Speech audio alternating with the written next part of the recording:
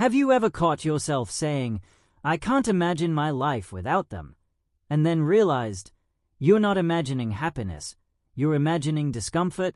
Yeah, that's your heart getting confused again. Because your heart has a bad habit of mixing up love with habit. And honestly, it's not your fault. Your heart isn't a detective. It's more like an emotional hoarder. If something's been around for a long time, it assumes it must be important. Let's break it down. Love is emotional. Habit is neurological. Your brain loves patterns. Same route to work. Same coffee mug. Same playlist you've been listening to since 2016. And once a person becomes part of that pattern, your brain goes, "Ah yes, familiar human. Keep." That feeling, comfort, stability, predictability. But comfort is not always love. Here's a simple example. Ever stayed in a WhatsApp group you muted years ago? You don't read the messages. You don't care what's happening. But you never leave. Why? Because leaving feels like a bigger effort than staying. That's habit energy. Now imagine your relationship has the same vibe. You're not excited to talk, but silence feels weird. You don't miss them deeply, but their absence feels wrong. You're not unhappy, just emotionally half awake. And your heart says, "This must be love. It's been here so long." But love isn't measured by time. It's measured by presence. Love pulls you in. Habit just keeps you there. Love feels like you're choosing the person again and again, even on boring days. Habit feels like renewing a subscription you forgot to cancel. And let's talk about effort. Love creates effort naturally. You want to understand. You want to listen. You want to fix things, not because you're scared to lose them, but because you care. Habit avoids effort. It says, "This is how things are." It hates change. It hates uncomfortable conversations. It hates growth.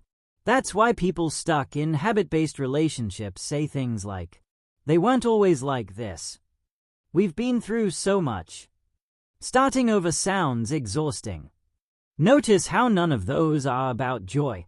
They are about history. Love talks about the present. Habit clings to the past. And here's the tricky part. Habit can feel stronger than love sometimes. Because habit comes with fear. Fear of loneliness. Fear of regret. Fear of wasting time. Love doesn't need fear to exist. Ask yourself something uncomfortable. When you imagine your future with this person, do you feel excited, or just relieved you don't have to look for someone new? Relief is not romance. Love makes you feel seen. Habit makes you feel known, but not necessarily understood. Love still surprises you. Habit says, "I already know how this ends." And don't get me wrong, long-term love will have habits. That's normal. Healthy, even. But love and habit should work together, not replace each other. When habit becomes the whole relationship, love slowly turns into maintenance. You stop asking deep questions. You stop flirting. You stop being curious. You coexist. You function. You survive. But love makes you feel awake. Here's the ultimate difference. If love disappeared, you'd grieve the person. If habit disappeared, you'd grieve the routine. Your heart gets confused because both feel heavy when lost.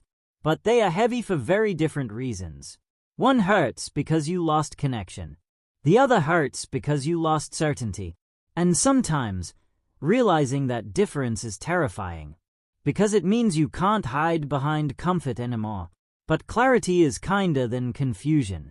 Your heart isn't weak for mixing this up. It's human.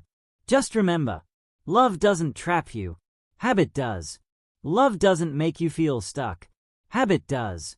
So next time your heart says, "I can't leave," ask quietly, "Is this love? Or am I just used to staying?" Because once you ask that question honestly, your heart starts learning the difference.